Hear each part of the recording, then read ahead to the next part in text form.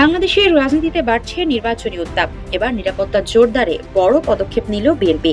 স্বরাষ্ট্র মন্ত্রণালয়ের অনুমতিতে দলটির জন্য আসছে 4টি বুলেট প্রুফ গাড়ি, যার মধ্যে আছে 2টি ল্যান্ড ক্রুজার ও 2টি বুলেট প্রুফ মিনিবাস। দলীয় সূত্রে জানা গেছে, নির্বাচনী প্রচারণায় অংশ নেবেন বিএনপি চেয়ারপারসন খালেদা জিয়া। আর নভেম্বরের মাঝামাঝি সময়ে দেশে ফিরতে পারেন দলটির ভারপ্রাপ্ত চেয়ারম্যান তারেক রহমান। ত্রয়োদশ জাতীয় সংসদ নির্বাচন সামনে রেখে বিএনপির চেয়ারপারসন বেগম খালেদা জিয়া ও ভারপ্রাপ্ত চেয়ারম্যান তারেক রহমানের নিরাপত্তা নিশ্চিত করতে স্বরাষ্ট্র মন্ত্রণালয় বিএনপিকে 2টি বুলেট প্রুফ গাড়ি কেনার অনুমতি দিয়েছে। পাশাপাশি শীর্ষ নেতাদের জন্য 2টি বুলেট প্রুফ মিনিবাসেরও অনুমতি দেওয়া হয়েছে।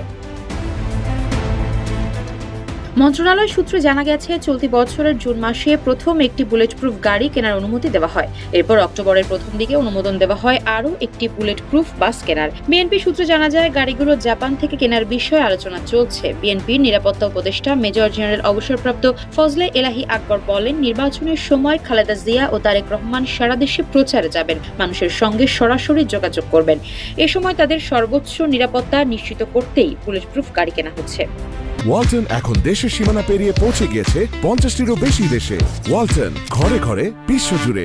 স্বরাষ্ট্র মন্ত্রণালয়ের কর্মকর্তারা জানিয়েছেন, রাজনৈতিক দলের জন্য বুলেট প্রুফ গাড়ির অনুমতি সাধারণত খুব কম দেওয়া হয়। Bangladesh recondition vehicles reporters and dealers অ্যাসোসিয়েশনের সূত্রে জানা গেছে, জাপান, কানাডা ও জার্মানি সাধারণত বুলেট প্রুফ গাড়ি তৈরি করে। একটি গাড়ির দাম প্রায় $2 লাখ আর 800% শুল্ক দিয়ে আনলে মোট খরচ দাঁড়ায় প্রায় 22 কোটি টাকা। স্বরাষ্ট্র মন্ত্রণালয় সূত্রে জানা গেছে, বিএনপির কোষাধ্যক্ষ এম রশিদুজ্জামান মিল্লাত গত জুনে খালেদা জিয়া ও তার পরিবারের সদস্যদের ব্যবহারের জন্য বুলেট প্রুফ গাড়ি কেনার আবেদন করেন। পরে দলের জ্যেষ্ঠ নেতাদের ব্যবহারের জন্য একটি বুলেট প্রুফ বাস কেনার অনুমতিও চাওয়া হয়। বিএনপি স্বরাষ্ট্র মন্ত্রণালয়ে আগ্নেয়াস্ত্রের লাইসেন্সেরও আবেদন করেছে। দলটি একটি শটগান ও 2টি পিস্তলের লাইসেন্সের অনুমতি চেয়েছে, যা এখনও বিবেচনাধীন। পুলিশের বিশেষ শাখা তাদের প্রতিবেদনে জানিয়েছে, নির্বাচনী প্রচারে খালেদা জিয়া ও তারেক রহমান হামলার ঝুঁকিতে থাকতে পারে। প্রতিপক্ষ রাজনৈতিক দলের আক্রমণ বা সন্ত্রাসী হামলার আশঙ্কার বিবেচনায় বুলেট প্রুফ গাড়ির অনাপত্তি দেওয়া হয়েছে।